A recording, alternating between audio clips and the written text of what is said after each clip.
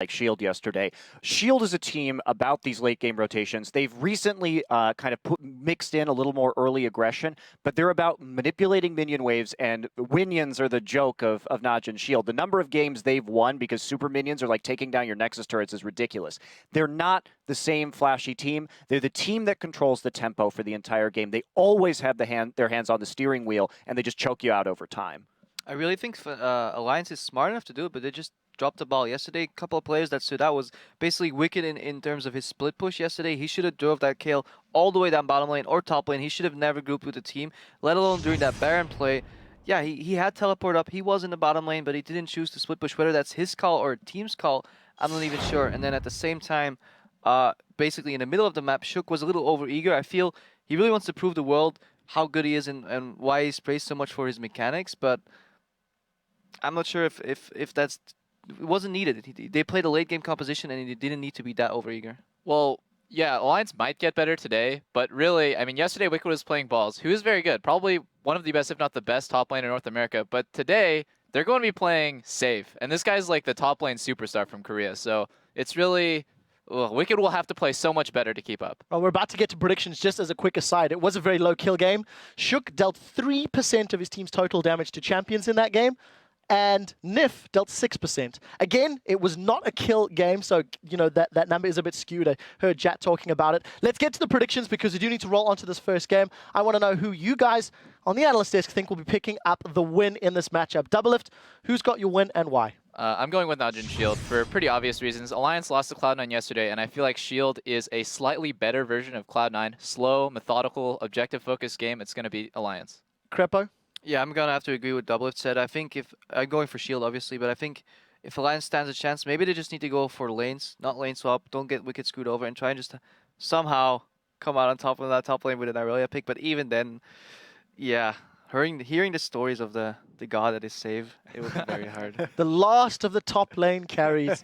Prolly, your prediction, please. Yeah, I'm going to have to go with Shield here. And I know it's been said by Crepo, but I definitely think that Save's going to make mincemeat out of Wicked. I think Save has really good TPs, and he has a really, really unpredictable champion pool with Kassadin kind of being thrown in there and Kale. So I don't know how he's going to be able to hold up with that. And Zed as well. I mean, that's the thing is like he plays champions and nobody will play with teleport except for him. And yeah, I got to go with NaJin White Shield as well, although I disagree with Doublelift that they're the slightly better version of C9. They are the significantly better version of C9. And that's concerning. I think if Alliance has a chance today, they have to put Froggen on a playmaking champion. No more Xerath, no more passive champions. Anivia. It's time for Anivia. It's time for Anivia. Anivia, Irelia, we're going back. But I don't know if you can do that against Shield, because we were talking about Gung and all the Korean mid laners being safe. And how are you going to be making plays against someone who's so good at playing safe and farming? Well, they have good word vision. They're not going to let them roam. We will find out the answer to that question. Before we do, let's take a look at how you guys at home have voted according to lolesports.com. 52% of you think Alliance are going to take this match. That's actually very even considering the Western fans. So we'll see who will be victorious as we send it to the casters to take us into game number 1 here in Singapore. Thank you very much, Quickshot. Hello, everyone. I'm Joe Miller here with me for the first 3 games of Joshua Jack Leesman and Sam Kobe Hartman-Kensler. This first one going to be an absolute beast of a match. Europe against Korea. Yeah, I think this entire day is going to be beasts of matches, but for sure here we have teams we didn't really get to see much of yesterday. They both only played 1 game, and I just want to see how Alliance bounces back. Yeah, very excited for today. All these matches on paper look really close, so it should be a very action-packed day. Well, let's not waste any more time then and get straight into the starting lineups for this first match. On the blue side, representing Korea, is NaJin White Shield, with Save in the top lane, Watch in the jungle, Gung in mid, Zephyr the AD carry, and Gorilla on support. And on the red side, of course, from the European LCS is Alliance. Wicked in the top lane, Shook, of course, in the jungle, Frog in mid lane, and that bottom lane of Tabs and Nif rounding out the line. So, as we move towards Champion Select then, I have to talk about Rumble because he's been making waves and no one's banning him out, but he keeps winning. Are we going to see Rumble banned here? We're trying to research how much Wicked may have been playing Rumble. He's played it 3 times in his competitive career here, but a lot of people have been saying he's been practicing it, and we checked his Korean solo queue. He did have a Rumble win in his last 10 games, so maybe they could block it with a pick, but I'm not sure. Yeah, plus Save could always play Rumble. Thing about NaJin White Shield is he likes to play these carry champions as they were going over. That's one thing, even on blue side, they will ban Maokai because he doesn't feel like wasting time with tanks. He's looking for more damage. Well, we are going to be getting into Champion Select here in just a couple of moments. Day 2 here in Singapore for Group C and D. Of course, this one a big one. Alliance having a disappointing, almost no-show loss yesterday. They just didn't really turn up to that one. And we see the first ban out of the gates here. Fizz and Maokai for NaJin and the Nidalee from Alliance. Yeah, just like Kobe said, they're going to be banning out the Maokai. Very targeted bans coming from Alliance's side. They have to ban out the Nidalee. Save actually played a lot of AP Nidalee during the Korean regional qualifier that they managed to run the gauntlet on, and Zed because of yesterday. Yeah, and also this Fizz ban really early on from White Shield, taking a shot at Frog and taking away one of those champions where he can roam and where he can make plays early on. You know, Alliance losing the way that they did to Cloud9 yesterday, I definitely think they're going to switch up their strategy this time around, pick some more mid-game oriented champions and try to make those plays.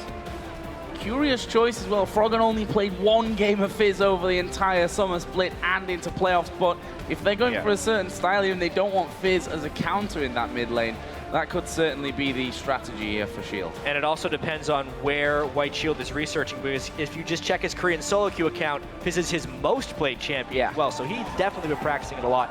I'm not surprised if we see a Lee Sin first pick here, because it is pretty much Shook and Watch's best champion. There are also multiple times in the regional qualifier where they were first picking Lee Sin. Yeah, Watch, spectacular Lee Sin performance during that gauntlet. Very, very much worthy of a first round pick. So what will Alliance be going for? A lot of people criticizing some of the picks that came out from him yesterday. Froggen on a more passive mid lane and not the style that I think Alliance need if they're going to win a world championship. And we saw Kale for Wicked. And again, just not exactly, in my eyes, the champion that you'd expect Wicked to come out strong on. So I hope for Alliance's sake that they've had a good talk about this overnight and they come in with a different idea.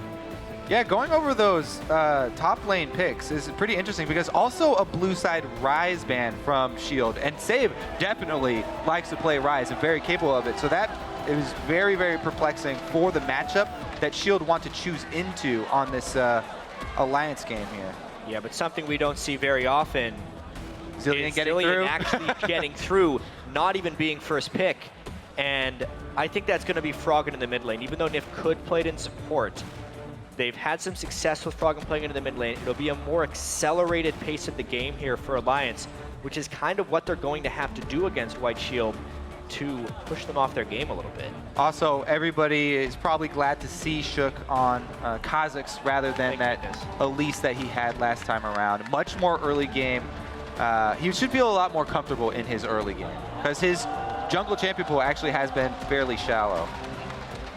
So on the other side, we're going to see Gorilla bring out the Thresh here. Of course, Janna has been a big pick across the board, and Gorilla is a amazing Janna player. Has a perfect record with that over that OGN season plus the NLB playoffs, and it's going to actually be Thresh here coming down, along with a bottom lane pick for Zephyr as well, taking Tristana.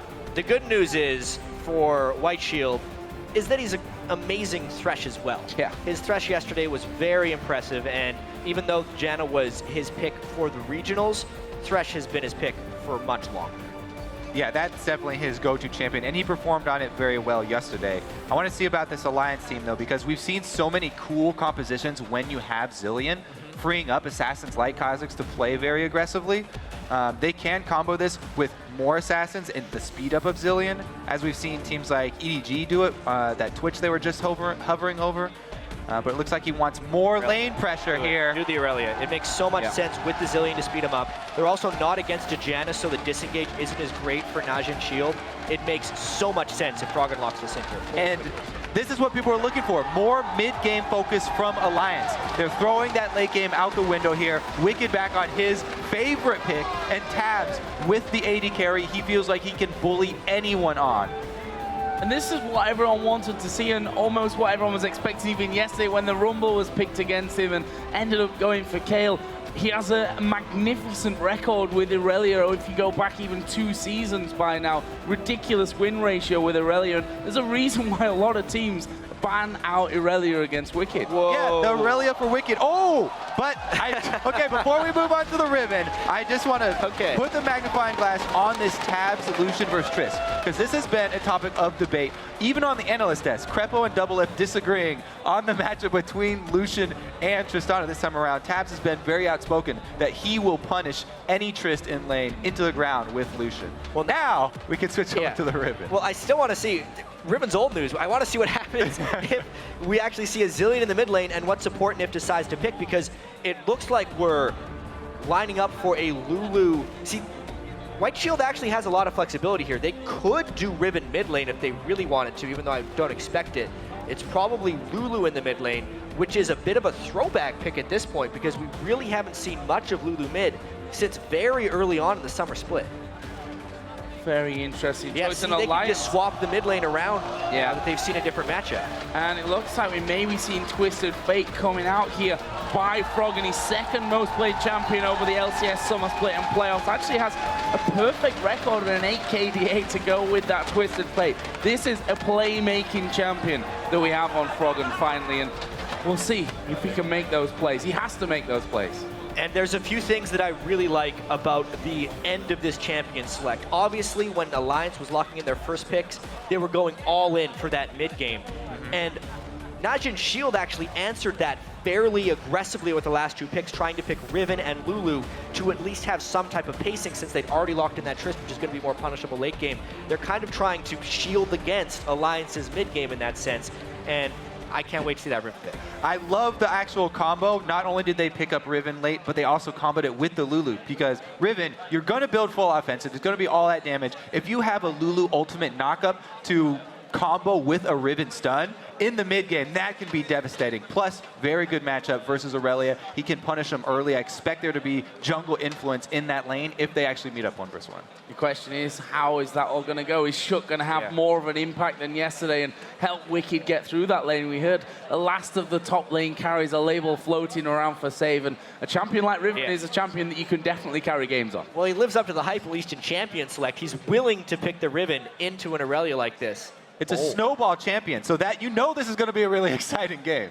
Well, as we get into it then, and the champions have been locked in, who do you guys think are going to come out on top? Tweet hashtag NWS win or ALL win to @LOL Esports. And of course, we'll be checking those votes as we get on into the game. But this one, gonna be a thrilling match to watch. NaJin White Shield taking on Alliance. Of course, both in different positions after NaJin White Shield won their first game. It was against Kaboom, who are the big underdogs in this group. So this will be their first real big test. Welcome to Summoner's Rift. So early wards then going down.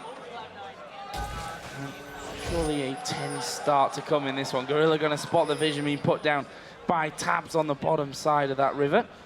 For now, Goong just waiting and making sure that no one crosses over in towards that red area. For now, just set up in a simple line across the map. Right, so let's wait and see if they drop one of these trinket wards deep in one of the lane bushes to try and find the matchup. There it is, the lane ward deep in this bush, so NaJin Shield trying to see which lanes Alliance are going to go with, so they can actually find that favorable swap. Highly swappable lanes here. Zephyr doesn't necessarily want to be punished by Tabs. I wonder how Save would be able to do in a 1v2 against the harassment of a Zillion and a Lucian. So Riven's actually fairly decent in clear speed in the jungle if they actually start off with the double jungle here, because they are going for the lane swap up top. Alliance would know more than anything about that too. Shook played multiple jungle Riven games. Obviously no smite and no jungle runes, but definitely that exceeded clear potential. And that's probably what they're going to do. I'd expect 2v0 freeze attempt in the top lane with some double jungling from Watch and Save. We can see that Wicked starting out with that Doran shield, Doran's blade for Save. That will set them up for these 2 versus 1s. Of course, this mid lane is a big one as well. A lot of eyes on Froggen. See what he can pull off here in another World Championship appearance. So Wicked actually, Alliance did not expect this lane swap. He goes up to the lane. Let's see how much experience he can actually soak up there, because if he can't, and he gets bullied out here, then they will fall behind. Looks like he is going to be able to soak Yeah. experience at least. He's soaked half a level so far, but it all depends on how well White Shield can maintain this freeze, and it actually doesn't look like they have froze all that well. They didn't group those minions because they were hiding in the bush to see what lane was going to turn out up here. So they didn't group the minions to get them to focus fire on the blue side. Yeah, at this point, actually, since the wave is going to slow push into the turret, Wicked would actually have to be concerned about a potential later tower dive. It really depends on if they want to try a 3v1 or if they just want to swap this off and turn it into a 1v1 lane, because the full experience denial isn't really possible right now. Not a freeze on the other side either. Yeah, this makes me want to watch where Gorilla's going to go, because Alliance would potentially have the duo down bottom advantage. So, they swap everybody down there. They want to deal with this push from Alliance. Let's see if Alliance can actually shove it into turret before they get there. It looks like the push will be too slow, though. It's going to work out just right for White Shield here. They're going to be able to get a whole bunch of experience on a save.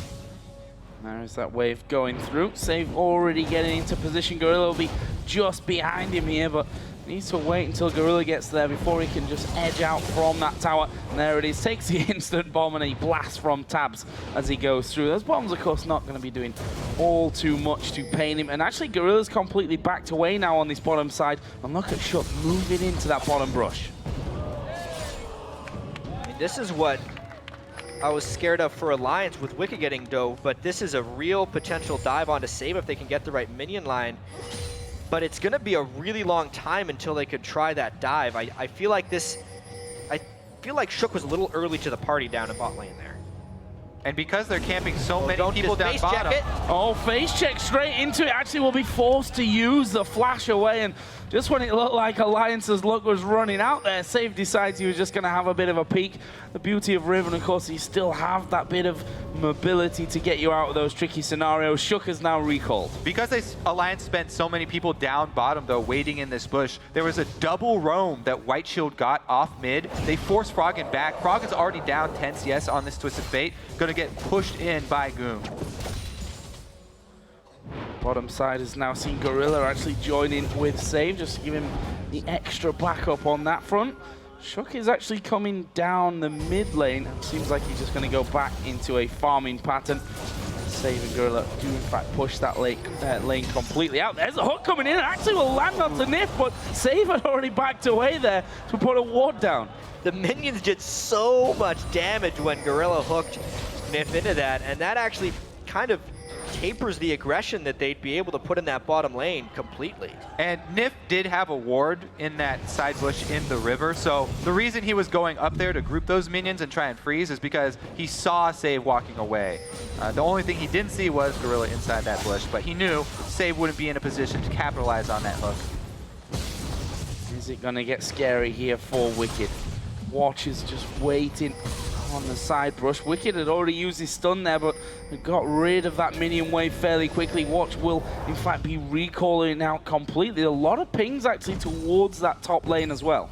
The good thing for Wicked is that Aurelia's kit is basically built to deal with being dove at a tower. She gets so many advantages. Low health, you get the stun, so her passive gives you extra tenacity, so that's the champion that you want to be on if you're going to get tower dove. Plus, he can jump around to these minions that are going to get shot low by the turret if he is under pressure up there. That being said, though, they don't want to risk it. Good ward, and Shook also goes up top.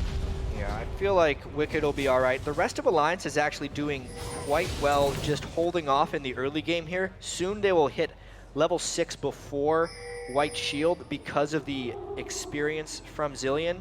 And I think the champ select plan that Alliance had formulated is working out pretty well. Wicked is out farming Save.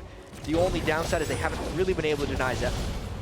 There's once again Froggen landing the stun card onto Goon. Trying to be a little more aggressive now in this mid lane. Went for the 2 Doran's rings and the boots as well, which since he's now level 6 may just help him get involved in any of these other lanes. If you look down CS, Wicked actually 10 CS above Save right now and not having too many problems, although White Shield are basically just focusing on that tower. And Alliance have also done a very good job prepping this bottom side with pink wards. After that roam up top initially from NaJin White Shield, they dropped 2 pink wards on this bottom side to protect Froggen. So they know that he has at least one side he can sort of cheat to, some good vision inside that river. Plus now he's level 6. If they want to try and take advantage of save and teleport with that Twisted Fate, coordinate that gank with Shook, it could be explosive. And I think this is also a decent time to talk about just NaJin White Shield as a team. They weren't the most spectacular team in Korea. They were fairly low in circuit points. The main reason they were here is because they ran that huge gauntlet in the regional qualifier tournament. They beat KT Bullets, then the KT Arrows, and then they were able to destroy the Season 3 World Championships champions in SK Telecom. And because of those 10 games over 3 days, everyone's seeing them as this powerhouse. But honestly, I think they have to really come out strong against Alliance and Cloud9, and we shouldn't just be accepting them as this first place team in the group.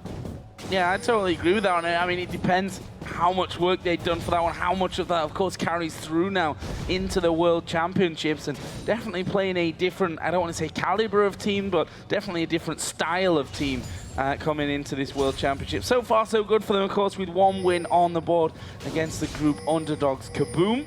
Alliance, you know, they lost out yesterday, but they are far from done in this World Championship. Have to play everyone twice, of course, if you didn't already realize that. And look at Wicked. Wicked just bought his Sheen, heads immediately down towards Dragon. Alliance with a lot of focus on this side of the map.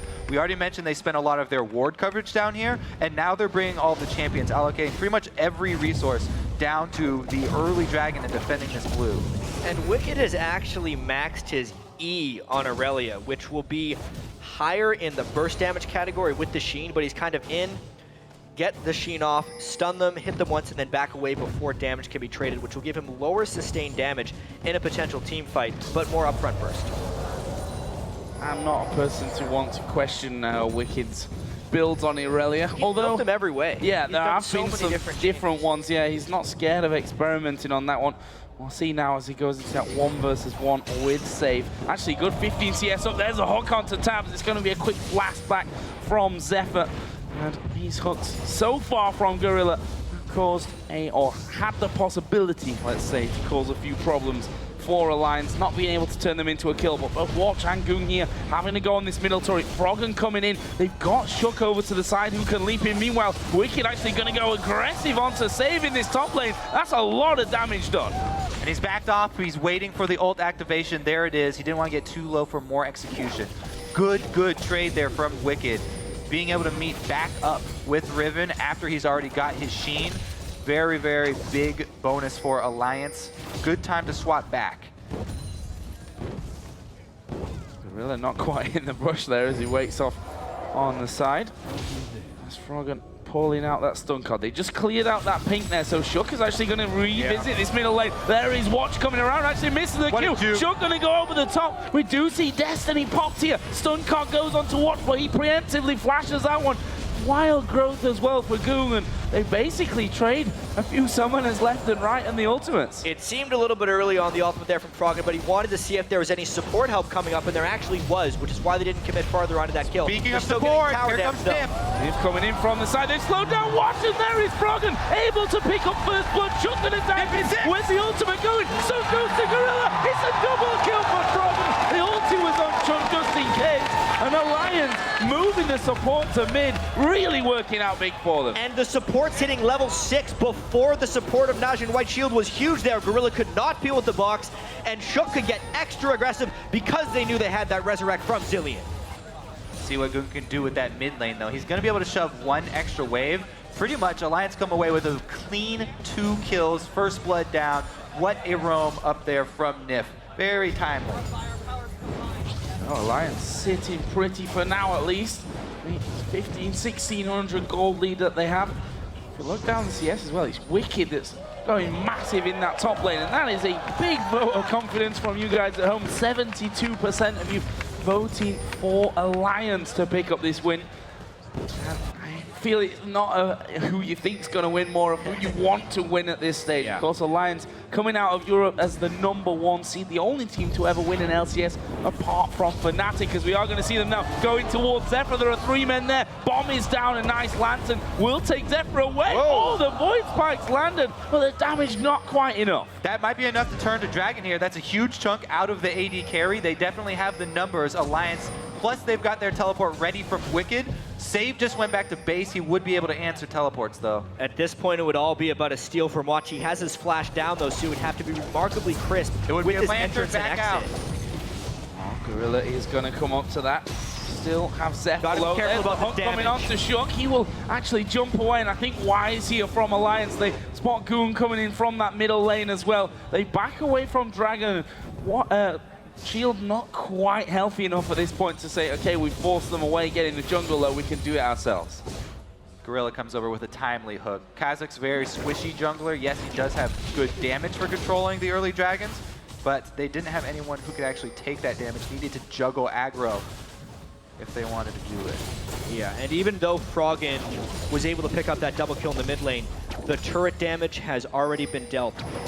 White Shield put so much attention onto Froggen very early on in the game. The double roam to initially give Goon that CS advantage, and he has been unrelenting since. Yes, they got the double kill to return, but if they can fall that mid lane turret, NaJin White Shield would be able to catch up in this game very quickly. Where do those plays come from? It looks like Blue Buff will be giving over to Goon here. Both him and Froggen picking up that Athene's Unholy Grail. The top laners, despite that big lead that Wicked has, there is the Brutalizer there for save now. Against that Sheen that Wicked went aggressive with earlier on.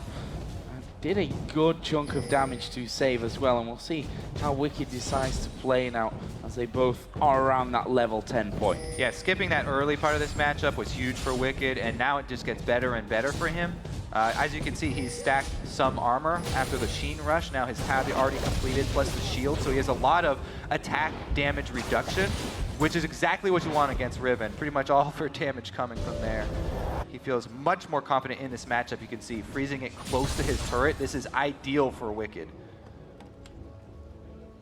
So a lot of vision on this bottom side of River. Still in favor of Alliance. There's the ultimate used by Wicked, and actually gonna push Save right on back there. And Wicked, honestly, having a completely black and white difference game to that one yesterday. It's one thing when you played hundreds of games on the champion. He knows the matchups, and maxing E is so good against Riven. It's allowing him to win all of these trades, but it's not helping him win the mid lane here where the pressure is unrelenting. Look at this immediate roam down bottom. This could be enough. Actually, there is the Cully coming out. Gorilla is gonna fall down. Where is Froggen? He went top lane. He went top lane. I thought he was coming down bottom. He went to the top, and just like that, Alliance pick up 2 kills. That means there's going to be no answer here from NaJin White Shield. They can't try and get any more objectives. They can't go for this dragon. They just flash kill down there. It's going to be a free top turret for Alliance. And they'd already killed the mid lane. That was the answer if you were going to try and respond to the kill down bottom and the gank up top. That's a little bit aggressive right here. 3 versus 3 bold move. Bad idea. Well, there are only 2 men there, and Alliance, I think, again, wisely say, yeah, let's not mess around. We've got a lead here. Let's only take the safe options. We'll stick around here to at least defend Dragon. But let's have a look at that one again with Froggen coming up top. So Save goes for the all-in, but as we said, if there's going to be a fight like here, Froggen can easily roam up top, and everything is already used here from Save. So they re-engage when he has no cooldowns, stun-locked, no chance for him, any rebuttal. I mean, surely Save might have to build Mercury Treads, which isn't an ideal item on Riven here. It's a 2-second stun from Rally and more from TF. He won't be able to do much on Riven. It's also a snowball champion. If you shut down Riven here early, it's going to be hard for him to become relevant in this game, especially with a Zillion on the other team. This is big, though. Oh, they're going to go for Goon. He will pop the wild growth on himself, but he's gone. They've taken him already. Watch will get a good kick off. Nif, in the meantime, was focused there, but he had already got his ultimate running on himself. Watch is going to have to try and dodge away, but he's underneath the tower. Froggen picks up another to go on the rampage. That's 2 kills, and Alliance going to go into Dragon. The stun locking from Alliance right now is really catching White Shield off guard. Goon, while he could ult himself, did nothing else. He was just stunned the whole time. NaJin White Shield are just falling apart right now. Alliance, precision, objective control. Now they clean up the dragon, got everything on the map that they wanted. Well, he said that Froggen has to play something that he's comfortable with, something that he can make plays on. So far, he is certainly delivering. The same was said of Wicked. Let's see that fight again. All right, so this will be a very late teleport in. You can see he's already dead before Save even arrives to the fight. And then, even when he arrives to the fight, he's on the backside. So Alliance easy chase down for the second kill. That stun lock catching them off guard. Goong was just, there was nothing he could do. I just got to say, what a turnaround from Alliance between yesterday against Cloud9 to now against NaJin White Shield. They picked such a different team composition, and their mindset coming into the game is just night and day. They're looking to make plays. They picked mid-game centric champions. They are executing and taking risks. None of the things they did against Cloud9 yesterday. And all of the things we are looking for them to improve on today. So they've definitely kept their heads about them. This was just one game yesterday in the group stages. This is the very beginning for them. And that's what we have to keep talking about. These are groups where everyone plays each other twice. And these are very close groups across the board. There will be so many matchups that get traded 1-1, and every day I feel like will change the story vastly. Oh, they're going to go for Frog, and there's a Q from Watch Landing, but the wicked teleport is coming down. Stun card onto Watch. There is Shook coming around the side as well. Wicked dives in, and Alliance turn around the gang brilliantly. However, Wicked might still be in trouble. Nif will come in though, which means the chance of anyone actually dying is 0, and Alliance pick up their 7th kill. And once again, this play from Froggen, as soon as he comes under fire, they get pressure on him, he pops his ultimate to judge exactly how many members of NaJin White Shield are coming. Then they can judge this fight, call in the reinforcements, and turn it around. Very, very early TF ultimates just for vision of all the enemy champions. He's not been using it to teleport. So far, so good for the European #1s. They're currently 5,000 gold ahead at 18 minutes and 50 into this game. See how they start to move and turn this lead towards victory. If you look down some of the other items for Tabs, he's got himself Bloodthirster, the Sheen, and a pickaxe. Bit of a mixed bag there after the Bloodthirster. Definitely a different Lucian build to what we're used to. I think the big thing Tabs is worried about is getting bursted down in the duration of a Riven stun, and if he can stack up his own Bloodthirster shield, that's going to be much less likely. I personally am a big fan of Bloodthirster on Lucian. We just don't see it that often. It also could definitely aid them in some early tower taking. Bloodthirster and Sheen are the items for taking early towers, especially with Lucian. So this Alliance team, they're looking to snowball this lead, which is exactly what they should be doing. They don't want to rest on their laurels and just wait like they did against Cloud9. They have this early lead. They want to push down turrets. Hit the point as well where Wicked has a Trinity Force. And you see pushing in towards this bottom turret. There's not much health left on it. They need to be careful of being closed upon though. You see Zephyr there is a hook, and he's going to land on towards Nif. He should pop an early ultimate here. Watch will come around the side. Tries to kick Tabs, but it already got away. Shook is there. Froggen's going to join in. Nif will flash. They booked Froggen. Nif managed to escape that one. The disengage and slow across the group from Shook. And just like that, they walk off.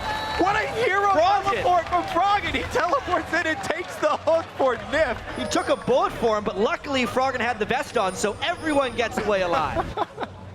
Insane stuff. Where was this Alliance yesterday? Certainly looking like a completely They were different farming team. in lane yesterday. Yeah. That didn't obviously work out all too well for them. You just saw Save and Wicked basically crossing paths, spotting each other. Save clearing out those wards. So how NaJin White Shield going to deal with this now? Behind by a fair distance here against Alliance. And that's what we need to talk about now is NaJin Shield's plan to try and get back in this one. Zephyr is mostly going to be the person it revolves around. With the mid lane Lulu, they would be able to get a pretty nice Protect the Tryst going in the late game. But because Save was pushed so far behind, they don't have that much overall damage. Tabs needs a friend though. Well, he's having to go at Zephyr here. He's actually going to flash the hook. Actually makes it. He turns around towards Zephyr, but they've got the damage to get through it. Nif was trying to get in range, but his ultimate wasn't up yet. Yeah, no reinforcements this time around. Froggen doesn't have his teleport either, so they don't want to call for that collapse. Wicked as well, his summoner teleport down, so they have to work around this discrepancy. Now that Save actually has his teleport, so they've got much more ability to turn these small skirmishes. Even though Riven is behind, he now at least picked up the Tiamat, which opens up so many more combos for Riven. And being able to combo with Tiamat animation cancels for Riven greatly increases her damage output. And I have to say as well, Zephyr getting that kill is about the worst thing that could have happened to Alliance. That's the one person they need to be able to keep down more than anyone. They've already done their job to keep Save down, and now with the death cap on Goom to provide larger shields to Zephyr, it's going to be an even heavier focus on trying to keep Tristana down. Oh, there's the hook, and Nick's just going to be blown to pieces. Yes, he's got his ultimate. Will he be able to escape? Let's have a look at this one. He gets the slow in there, but Zephyr able to finish off that kill there with the buster shot. And that will be his second. And you were just talking about the last person that needs to get the kills now on NaJin's side is Zephyr with that Tristana, who's going to be getting stronger and stronger, and that's just in time for Dragon as well. Plus the Dragon setting up, they have perfect vision coverage over it. They sweep out everything. They already have pink wards in place. NaJin shield taking back so many hooks. Yeah, not a lot to say about that one, I'm afraid. Shook just getting too close with no vision of where NaJin White Shield were. That is the jungler down. Froggen has actually just altered up top with his Destiny that he used just to check the area. Will clear out the waves, but they lose the Dragon. There was no point in Alliance contesting that after 2 people had been picked out by hooks, but those hooks are, while nice shots by Gorilla, the products of vision control, and something that Alliance struggled with yesterday against Cloud9 was actually clearing vision. Per minute, actually, in wards killed in these group stages. Obviously, it's a small sample size. Alliance had the fewest wards killed. They killed 20 wards in a 37-minute game, and that's something they've struggled with this game as well. All of Nif's deaths have been, or even his catches, have been when he's trying to clear vision and gets cut out because there's just too much wards on the map by Shield right now. Yeah, that number for Alliance is the smallest of every single team here at Groups, at Worlds. However, as you said, it's an extremely small sample size. That was only 1 game, and it was a game where they were getting pushed in. So take that with a grain of salt. Well, we'll see about that, because if you look at the map now, it's basically all blue wards, and we'll see what Alliance actually do. They've got Nif outside of the Dragon Pit saying, okay, I'm gonna try and get some control of this map back for us. However, there are still a good few wards in there that he is giving complete vision of himself on. I don't think there's any chase onto him for now. Meanwhile, Wicked has come down to this mid lane since Froggen did use that Destiny teleport to go onto the top side of the map. Alliance is still on top of wards. The thing is, though, this is the mid-game where Alliance needs to shine. They honestly did well in what is the early mid-game, and this is kind of the late mid-game. But because they're walking on top of wards all the time, and it's Gorilla who's finding all the fights, they're just losing their advantage. So, yeah, I'm not really sure how come they did spread out. As soon as they got that Bloodthirster Sheen, thought they were going to start grouping to take down these extra turrets, but look at them. They still are sitting on only that 1 turret taken. Now, they're finally getting that TF split push, going with the 4-man squad, trying to get down to the bottom. The only thing is, with those extra kills for Zephyr, he has his Infinity Edge plus Static Shiv combo already. That's clear right there. He's got plenty of wave clear with Lulu added on. And Froggen, you know, there were just 4 men down in this bottom lane. Alliance didn't actually see most of those 4 men in there, as Zephyr actually going to take some damage. Froggen has pulled off the Destiny and said, oh, okay, so that's where all those guys were. They managed to take that turret. They're going to lose the top turret, but are they going to go for this one? Every Alliance player is down on the bottom side. They're committing so hard to shoving this. They do not want to stop. They're going to call his bluff. Oh, onto Froggen. He will actually get kicked to safety there by Watch. The teleport from Save is going to come in. Goon coming around the side as well. Tabs is actually fairly low. Flashing from Save. Gets the double stun off. There's the hook that doesn't quite land. But Wicked is now running as well. Wild card will come through. Wicked has the ultimate on him and will be dropped. They're going to try and turn this one around. There he shook diving to the front. Good group slow, but Alliance themselves are just too low here. They're now going to turn around and run. What a high-level fight we just saw there. Everyone getting away with a sliver of health. Stuns, flashes, all used right before someone is going to die. And it just goes to show how much NaJin White Shield has come back in this game, because they're competing toe-to-toe. Froggen just getting that gold in there. He's going to be going home to shop up decently as well the next time that he decides to go. Let's have another look at that one, though. He started off again with a great Gorilla hook. All right, so the good kick as well to Froggen, that delayed his whole gold card. Froggen never got to throw that gold card, so it bought time for Save to join the fight with his teleport. The flash stun comes in, but they didn't have it backed up with the Lulu ultimate, so there wasn't the extra chain and crowd control needed to take him all the way down. Wicked gets time enough for the Zillion ultimate to go down. They're just so scared after Shook jumped in there. The amount of burst damage that both teams can throw down on the right targets makes these fights really difficult to jump in on now. Wicked is becoming a little bit more tanky, but outside of that, it's a bunch of squishy targets that have to be very careful about where they go. Also, that flash blown by Save in the last fight is going to be crucial for them. That's a very big tool for their actual initiation. Other than that, they really need to rely on either Watch or Gorilla landing some skill shots. We'll definitely have Shook doing more than 3% of his team's damage this game, that's for Say that sure. again. Got himself that last Whisper now into his build. Froggen still to die at 4-0-2. Zonya's Hourglass with the Athenes, and looking like the Death Cap will be next on the cards for him. This gold has crept back slightly in favor of NaJin White Shield. 2,500 is the difference between them. As the blue will be given back over to Froggen. And I think now Alliance, somewhat nerve-wracking moments for them coming up in this one. We've seen that they've been a little less decisive in the plays that they've made. Yeah, they're definitely kicking themselves for those mid-game picks that they gave up.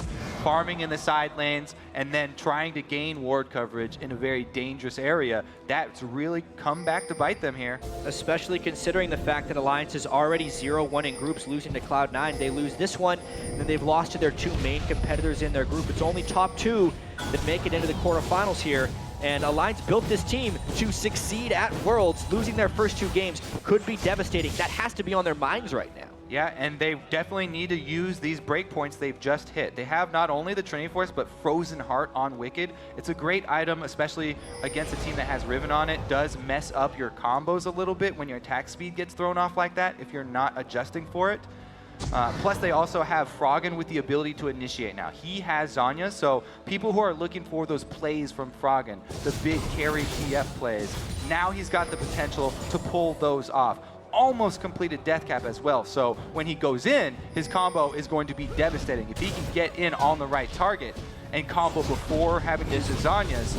This Dragon, though, is just being... Trying to take the turret in exchange here. They're trying to take top from Froggen. And looks like he actually will get this one. He will, in fact. The Dragon does go down, but Alliance is going to push that one through. So trading in a turret for a Dragon, and they're going to get Baron vision control. Yeah, they trade vision control of the bottom side of the map for the top side of the map here. So Alliance making the gold trade as well as the vision trade here for the higher priority side of the map. We'll have to see if it works out there. There's a lot of golden experience in this part of the game for giving away that Dragon, and Alliance didn't want to walk into that area anymore because they knew they had tried to get vision around the Dragon, and they'd already failed a few times. So it is smart. They trade the gold pretty generally with the turret there, and the Baron control, at least for the next 6 minutes, will be more valuable. Alliance do have to commit their champions there, though. You can't just lay down vision and leave the area. You have to defend your vision. That's a huge part in the Vision Wars, actually using all the champions to defend those wards. Not letting Watch do exactly what he's doing right now, sweeping out the wards, bringing in pink wards. NaJin White Shield slowly eroding all of this work that Alliance just traded the Dragon for. I feel like that's a very European trait as well, to come and get your wards down and then say, okay, peace, we're just going to leave now. And then they come in and clear one out. And, you know, when you get two teams doing that, that's when these Baron dances, you know, last the 10, 15, 20 minutes when they're just trading wards left and right. I don't think that White Shield are a team that are going to let you just walk in there and clear out that effort they've put in. It's a very, very important part of this game, too, because both teams have the potential to turn the game on a pick. They both have the ability to pick off champions. Froggen here is waiting around bottom by Wicked, by this pink ward. So they're using some bait here. Froggen slowly sweeping in with this line of vision that they have. They're hoping Save will go aggressive, but he's down a level, and Wicked's got the two items. I do have to commend the item builds here. Mercury Treads can very well save multiple lives here. They have 3 pairs of Mercury Treads already on their team because they know the main way Alliance wins these fights is through stun locking. There we go. Baron vision control vanished. They're trading top side for bottom side here, though. They're daring NaJin White Shield to go with this shove. They're actually going to take it. It's going to be a game of chicken. Oh, there is the damage coming out towards Save. Wicked is absolutely ripping through gold cards. Oh, no! Last second wild growth from Goop. He actually comes back to the base. Ignite goes down. Meanwhile, Tap's taking all the damage. Will be brought back to life thanks to his support. Zephyr jumps on. There is the hunt coming in. They kill Shook. Can they kill Tap? He's still going. He's getting the kills back. And Watch has to to turn and run from this one. I think he's safe. Meanwhile, down on the bottom, they did get the kill on the save as they come around. There's the bomb. Has he got enough damage? Watch for the shield. No, Guard. One more. not quite enough. One bomb will do it though. Oh no, that's not mana! The bombs. He's got no mana. Those bombs are so tasty to him as well. And watch, thanking his lucky stars there that he got away. Even so, that fight was so close across both sides. Tabs will use that goal for good use. Last whisper completed now, and it just goes to show how close these teams are. Fights on both sides. Either one could have swung the game. So let's take a look at this fight, because remember the itemization of the AD carries. Tabs is a much more brawly AD carry here. Lucian, close quarters with the BT and Trinity Force. Whereas Zephyr, very squishy. In goes Shook, takes out the full damage AD carry. And look at this lifesteal here and burst from Tabs. Lucian working in those close quarters. As we know, Watch eventually gets away here. Even though Nif does his darkness to chase them down. Could have been so swingy. The fact that Froggen actually used his Destiny right there is a little bit preemptive, but the turret's down, so it has to be respected. Remember, that was 2 turrets bottom for Alliance in exchange for 1 from White Shield. So the calls from Alliance here, very good calls. They were able to get the inhibitor turret down, and as you said, you always have to respect that TF backdoor. Trist with a Lulu picks does an absolutely ridiculous amount of damage. Nif is taken out of the fight by a few auto attacks. And to be careful here. Very careful. There's a 4-man team waiting inside of the brush. There's no vision there for Alliance. There's a speed up. It's going to be Zephyr that steps forward, gets a big crit onto Tabs. There's another one. Oh, basically 3 shots. Tabs goes down before Nif could even get the ulti in. Level 16 Tristana. Definitely something to be wary of. Froggen also has to worry about this hook. Gorilla doesn't pursue though, even though he's got mobility boots, there's no vision in that side of the jungle. Destiny down, 80 carry down, flash down on Froggen with vision control. It will be very hard for Alliance to stop this Baron without suffering major casualties. And they just have to give it up. They can't even answer down bottom for the inhibitor because there's no way for Froggen to get there, so they just have to settle for an outer turret. 1 outer turret in exchange for Baron. NaJin White Shield looking to catch Froggen. Oh, that turret is not going to go down either. They managed to keep that one alive. Froggen does head towards the bottom side of the map, but he's got to decide now. He's their wave clear. Bottom, he has to come back because this inner turret already down to half HP. That should be taken without any problems. They've got shields galore here to make sure that Zephyr can just get in there, hit the turret without any minions, and that one is going down. Froggen finally rejoins the team. It's all about withstanding the mid game for Alliance, and that's what Shield has been able to do. They've been able to get Trist to a big point, and now they've just got the Baron buff, so Alliance has fallen behind in this one. Now they have to do their best to wave clear here. Once again, very, very important for Froggen not to get caught while they try and get this wave clear down. Gorilla has been on point with his Thresh hooks. That would be devastating for Alliance. Culling not available for this wave either.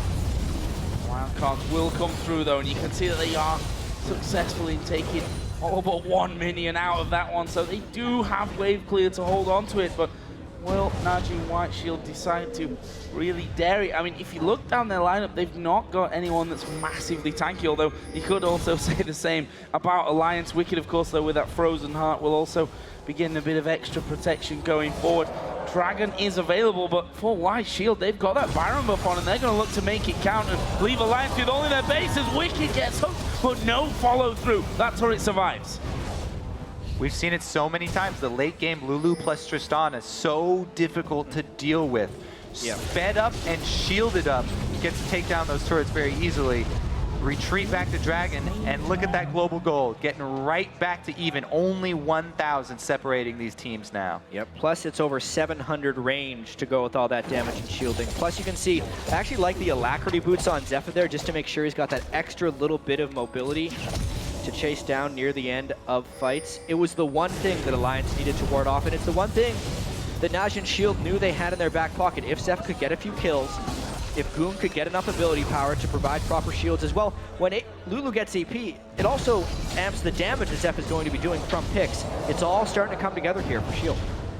Plus, they have that all-important Mikhails to break the stun lock that has been Alliance's go-to mechanism. And a QSS now for Zephyr as well, as he comes back Two out of the answers. base. So, yeah, not going to be easy to lock them up, that's for sure.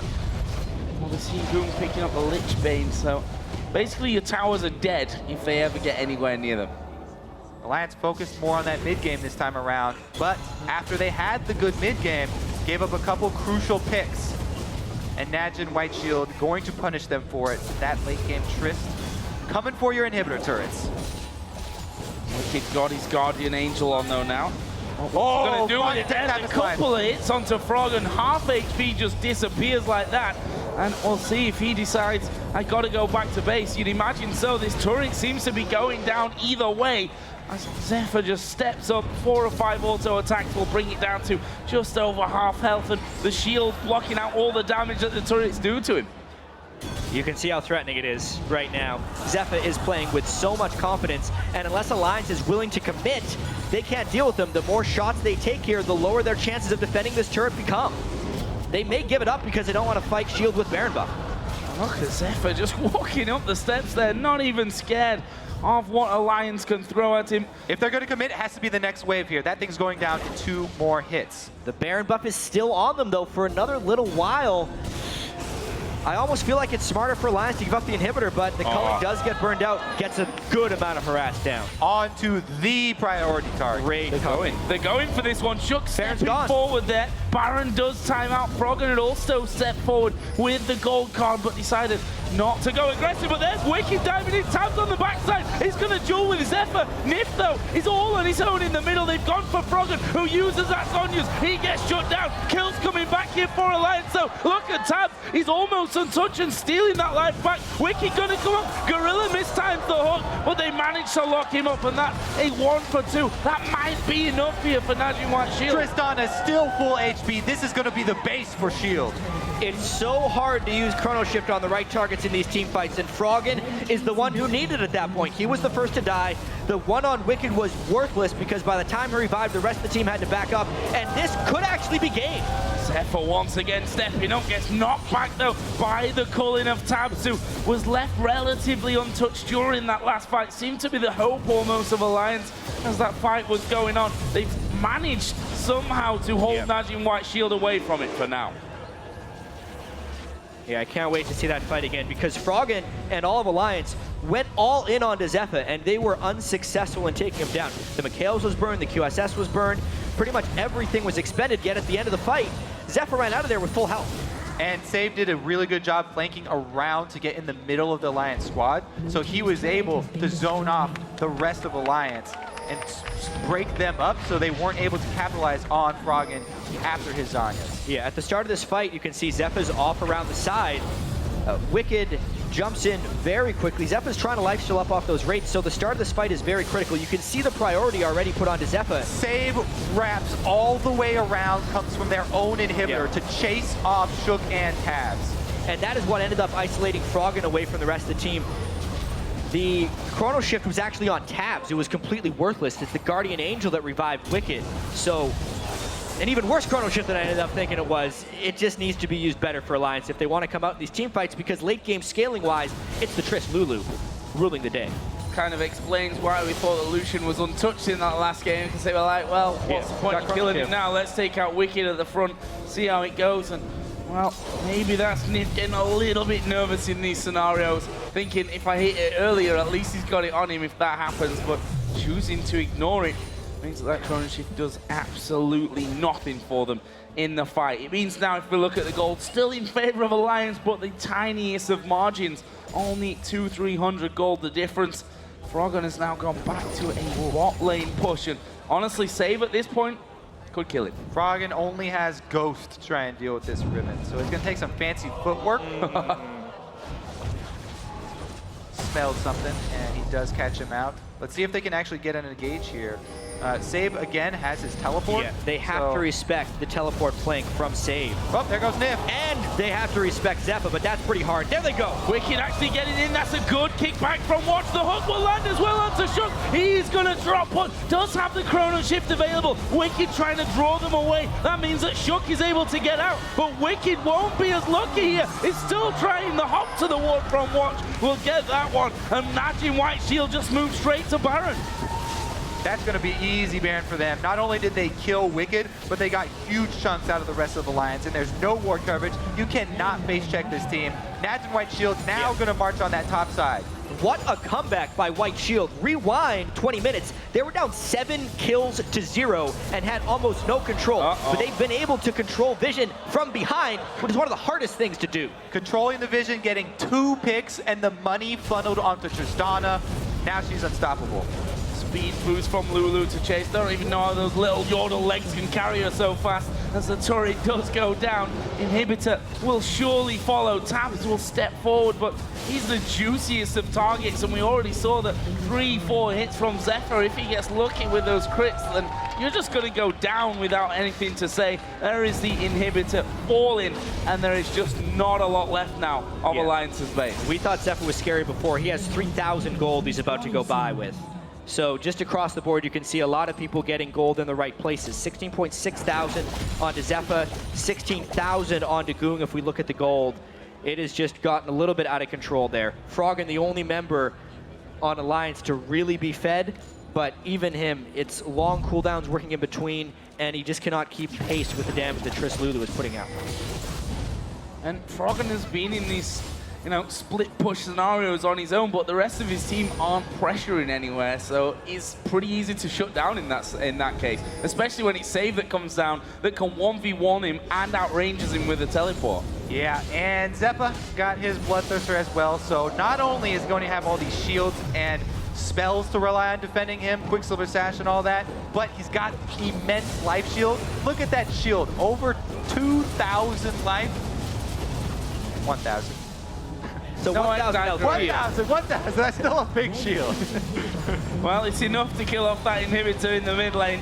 That leaves just this bottom side, which, I think White Shield just going to methodically work their way towards the win. Actually, I forgot that the turret was still alive. I didn't realize that one was still there, but they left that from last time. That'll go down. I don't think Alliance will be anywhere near it. Oh, you could just get hooked in like that. Wicked's Guardian Angel is back up, but that's dangerous stuff hanging around there. With 2 inhibitors down, this 3rd inhibitor is going to be near impossible to hold. I also like how Gorilla built the QSS just in case he's stunned while he needs to use Mikhail's on Zephyr. He still can. Got all the money in the world at this point to spend. And they're just going to set up, wait for that next wave to come through. And Alliance, well, that's the problem. You try to defend from the front side. Zephyr just said, okay, I'm going to go for it. At some point, Alliance have to say, okay, we're just going to fight and see how it goes, because there's no other way that they can win this game. Their window has pretty much already passed here. I mean, when you focus on more mid-game oriented team, then yes, you look better. There we are, Wicked actually is going to dive in, but they go for Tabs on the other side. Nip doesn't even get the ultimate down, and, well, what's the point in having the Zillion at this stage if you're not going to get the ultimate in there? Zillion will fall. We will end up seeing Wicked go down as well, and NaJin White Shield, despite being heavily behind in this game, turn it around and beat Alliance. They come back from a 7-kill deficit and thousands of gold in the mid-game to a very strong 45-minute late-game victory. We had not seen mid-lane Lulu in quite some time, and it didn't seem like White Shield was going to be able to turn it around, but boy, did they ever. Yeah, Alliance had that window to work with. They had the team comp and they had the gold that they needed, but the 2 picks they gave up, the map control, they weren't able to secure with Vision. Talked about their stats for clearing out wards from Alliance. Yeah, I will have to take a look at those after the game because it still seems like Alliance is struggling a little bit at securing the vision advantage necessary to go ahead and make plays. The mid game was great, but as soon as the stun locking got countered by White Shield, 3 pairs of Mercury Treads, 2 QSSs, and a Mikhail's Crucible at the end of the game to answer the stun cards from TF and the equilibrium strikes from Aurelia. And at that point, the control that Alliance held the team fights was just gone, and there was nothing to stop the damage. A lot of people will talk about NIF not landing the right chrono shifts, but if everyone is taking a huge amount of damage from all sources, it doesn't really matter if you revive one person. And I want to go all the way back to where Alliance was sat at 7-0. And the first kill that came down, we said, well, you got to be careful with giving Zephyr the kills at this stage, because that's how you start to change things around. Then he got a second one. By the end, he was 6-1-5, and you just couldn't control him. Literally, with the shields on him, he could step up to the turret and just pot shot away at whoever was stood too close. Yeah, that's what we're saying. Like, yes, Alliance made the switch over to try to go more mid-game this time around, but that just gives you a window. If you're facing against this Tristana, and that's going to be backed up by Lulu, then you have to jump through that window when you have the opportunity, or else in the end, then you're going to fall all the same. And the question now is, what does that do to the morale of Alliance? Because on one side, they'll say we did brilliantly up until a certain point against Shield, and then we just collapsed completely. Does it break them? Does it kind of spur them on? I suppose it depends which half of the game they look at here. Yeah, they need to realize it's a long group. They have another game today against Kaboom. If they can get that win, it should just say, okay, we're 1-2. We had a close game against Shield. They had a close game against Cloud9 too, even though it didn't look it. And you just have to remember, these are long groups. You play everyone twice. Yeah. European teams at Worlds actually have a history of doing poor in the group stage and doing well next game. Fnatic lost their first game of groups last year against Vulcan and then went on to destroy the group. So they need to remember that it's a long event. They still have 3 more days pretty much to play and try and put these losses behind them. Well, one thing's for sure, they've got to beat Kaboom in that next game. Kaboom are the big underdogs for them. That's a game that Alliance just can't afford to lose. For now, though, it's a fine victory for NaJin White Shield, and we're going to send it over to the interview lounge, where NaJin White Shield's jungler is standing by with Shox. Thank you very much, guys. I am standing by here with Watch Jungler for NaJin White Shield. First up, Watch, talk to me about the strategy and the team comp you guys end up with in this game. 경기 픽밴에 관해서 좀 설명해 주세요. 저희가 픽밴이 질련을 빨리 가져가면 저희가 미드 질련 상대로 연구한 그런 픽밴이었는데 상대가 서포트 질련으로 바꾸는 바람에 약간 처음엔 경기가 힘든 경향이 있었어요. So our comp was made against mid Zillion, but then they switched their Zillion to support, so that's why I think we struggled in the early game. Yes, you said in the video before we have to shut down Frog, and then he gets 3 kills in the early game. So where did you go from there? 그 사전 인터뷰 때 이제 프로겐 선수를 많이 경계한다고 했었는데 결국 프로겐 선수가 3킬을 먹었어요. 거기서 어떻게 풀어나가셨나요? 너무 프로겐 선수가 잘한다고 생각해서 그 선수에 대해 좀 너무 압박을 받고 좀 말리려다가 오히려 제가 더 말렸던 것 같아요. 그래서 초반에 좀 제가 좀 못한 점이 많아서 아쉬웠는데 팀원들이 워낙 잘해줘서 이긴 것 같아서 팀원들에게 너무 고마운 것 같아요. We thought that Froggen was a great player, so personally I was too pressured in order to shut him down early game. So that's why I made a lot of mistakes. But gladly my teammates they covered me up, and I think that's why we were able to catch up. Yeah, fantastic comeback. You beat #1 out of Europe. You're about to play #2 out of North America, Cloud9 later. What do you think of that matchup? 다음 경기 때 클라우드9이랑 경기할 텐데 그거에 대해서 좀 얘기해 주세요. 저희가 사실 D조에선 얼라이언스 팀이나 C9 팀이 가장 잘한다고 생각했고 얼라이언스 팀이랑 C9 팀에 대해 공부를 가장 많이 해왔어요. 그래서 C9에 대한 경기력 그런 건 자신 있고 앞으로 셋이 할 C9과 경기도 되게 재밌을 것 같아서 기대돼요. So we studied a lot for against Cloud9 and Alliance. So we're confident that we paired enough, and I think it's gonna be a really interesting match. Well, I do as well. Congratulations. Thank you very much. And as for us, we're going to break down this game further over at the desk. Thank you. Thank you very much, guys. That was an absolutely phenomenal game to kick off day 2 here in Singapore. And Alliance, they did show up. It was Shield's first real test. I want to go straight to picks and bans.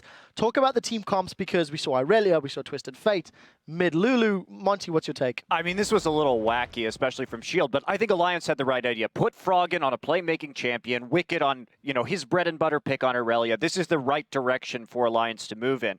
And as we heard in the interview, we were a little confused about why the Mid Lulu was coming up against, I guess they thought it was the Mid Zillion. Yeah, they thought very it was a counter pick. I don't know. Really weird. Also, the top Riven, not something that Save is known for. This is only his second professional game, and he lost his first one on Riven. But just looking at the draft right away, of course, the early draft, Lee Sin, then Thresh and Tristana. But we know Goong has Ori. And if you want to, if they haven't picked their mid laner yet, why not just take the Ori instead of the Lulu? And then, of course, the Riven pick, just a little bit odd as well, into the Aurelia. We saw that that was not a very preferable matchup for Safe. Had a bit of trouble in the lane swap. But overall, I think a very weak draft from NaJin White Shield, and a pretty strong one from Alliance. I think White Shield also got lucky that they got the lane swap off. If Alliance, this lane swap was actually so obvious in the sense that I don't think Tristana can ever survive lane against Lucian Zillion, that if Alliance just called the lane swap, this game could have gone really brutal. Yeah, I agree. Talking about the early game, we do have a bunch of replays lined up, so let's get straight to the first one. It felt like Alliance had pretty good control of the early laning phase. They seemed to make positive moves. Probably talk me through this replay, and then we can discuss some of the early game antics. So this is right after a small skirmish mid, so they know Watch doesn't have flash. And Froggen takes advantage of this because he sees Thresh hook down, and they go all in, and they take out the Lee Sin. And at this point, they have a stronger 3v3 and a stronger 3v2 even. And right now, they just have to kind of focus whoever Froggen's wildcard goes on. And, one of the things I said earlier when we were coming into this group, Shield is the team that I'm most unsure of, that they are the ones that are most likely out of all the Korean teams to get upset. And a lot of it was, can Watch keep up his performance that we saw in the regionals? He went 0-3-0 early in this game. Just terrible decision-making. Didn't have the knowledge of where Shook was in order to try and make the plays he was trying to make. And that play just went sour because Zillion showed up all of a sudden. But if your support's already mid, you should be thinking, where is their support going to be? If he's not on the map, he's coming for you. And they completely turned it around. They were far too much overextended at the tower there. I feel like Alliance, a lot of the win was on the shoulders of Tabs and Nif, because once you have a strong TF, the TF's job is essentially to get your AD strong so you guys can rotate around the map, take towers, take objective, and take vision with the support. But Tabs and Nif, even with a winning top laner, Wicked was smashing top, even with a winning mid laner, Froggen was 2-0. They didn't really do anything. Let's talk a little bit about the next replay as we keep rolling onto the points. Let's pull the second one up. This was actually Froggen, and he was pushing bottom lane with Wicked if you look at the mini-map. And up in the top, this ends up being quite a dramatic fight. Double F start this one off, and then everyone can chime in as the clip rolls out. So this is just classic, really. He lands a hook on Tabs. He's been landing hooks the entire game, and Zeppa makes a crucial mistake right here. He overcommits on this when they don't really need to. All he needs to do is hit the champions in front of him. That was a two-man play, and he takes so much damage right here that they actually... Yeah, he gets exhausted. He has to flash out. He's at 30% HP. None of that was necessary. He could have been attacking this entire time from the safety of behind Watch and behind Gorilla. But in the end, it's just this really clutch move that saves them from getting triple kill here by Tabs. Watch ends up escaping with barely his life. Close game. I just want to talk about briefly the build from Tabs, because I feel like he's going to get a lot of flack. But actually, this early Bloodthirster Lucian build is something that NaJin White Shield did in regionals to great success. The intent of Bloodthirster first into Sheen Trinity Force is to take towers. And the problem was that they didn't take towers. There is no reason that that mid tower should have stayed up as long as it should have. Tabs needed to get his butt into the mid lane, because when you have that with the Zillion, basically, you can speed up the Lucian. He has the shield. He'll use an ability. He'll proc the Sheen onto the tower, and you can just take tower shots to the face with the Bloodthirster shield. You have to snowball it off of tower pushes in the mid game, and instead he just sat in bottom lane. On the topic of builds, I just want to look at Nif as well right now. He spent 800 gold at upgrading his Sightstone. He spent about 1,300 gold going from... or even more, he spent like 1,800 gold going from tier 1 GP10 item to the full upgraded item. That gold could have been spent on mana regen. Zillion is a champion that excels once he gets mana regen. Get tier or showers or both, drop the Moby boots and get a CDR boots, and your E basically speeds you up and gives you the Moby boots anyways in your kit. Your rewinds come up quicker, you get more chrono shifts if you use them properly, and you need to make KLs against the Thresh, and then once after you don't have to make KLs, he went for an Aegis against the team comp with Riven top lane, a Fed Tristana, and a Lulu that was barely doing any magic damage in these fights. It's just a crucial build and play error by Nif. I think he must have been nervous or just not comfortable in playing Zillion. Yeah, I mean, just... You guys are right. We're giving Alliance's bottom lane a lot of flack because really, they did play really poorly. I think Tabs and Nif had very little game impact and were irrelevant, despite the fact, like, once again, Wicked is so strong. He's ahead top lane. He's ahead of Save. Froggen is so ahead mid lane, but they just don't do anything. But I will say, Gorilla played out of his mind. a lot of these plays, the game-winning plays, the ones that turned around gave NaJin White Shield's avenues to get back into the game, like Dragon getting towers. It was all Gorilla that kind of just hit those magic hooks, and I think that's why Thresh is such a high-priority champion. I want to keep rolling this one on. We do have a team fight that I think really just completely sealed the deal for NaJin Shield. It is the mid lane team fight where Zephyr's kind of hanging out on the side lane. So Crepo start this one off, and I know Probably wants to chime in a little later. Let's roll this clip out and talk me through what Shield did right. I mean, Shield is just disengaged right now, and then they're just waiting for a turn potential. Look at the Riven on the top. They're looking for flanks. They know they need that. Zephyr's trying to distract them. Tabs, he buys into that because he'll dodge left while Wicked's actually going forward. So Alliance is actually splitting themselves up when they don't need to. And the worst part is that the Chrono Shift's already on Tabs, who's now out of the fight. Froggen's all the way on the left in a Zhonya's. No Chrono Shift. He's gonna die. Wicked will die after him. He has a GA. Ideally in these fights, what you want to happen is you want Wicked to go in with a Zillion speed up. You want Wicked to drop, get his GA out. Then the next target that dies gets Chrono Shifted, and you basically fight a 5 against 7. And you could do that because White Shield was split, but Alliance just didn't exploit their opportunities. What actually happened in the fight was, yeah, Shield was split, and when Alliance was going in, because that's what you want to do when you're playing TF. He's not the best team fighter, but he's the best when the enemy team's split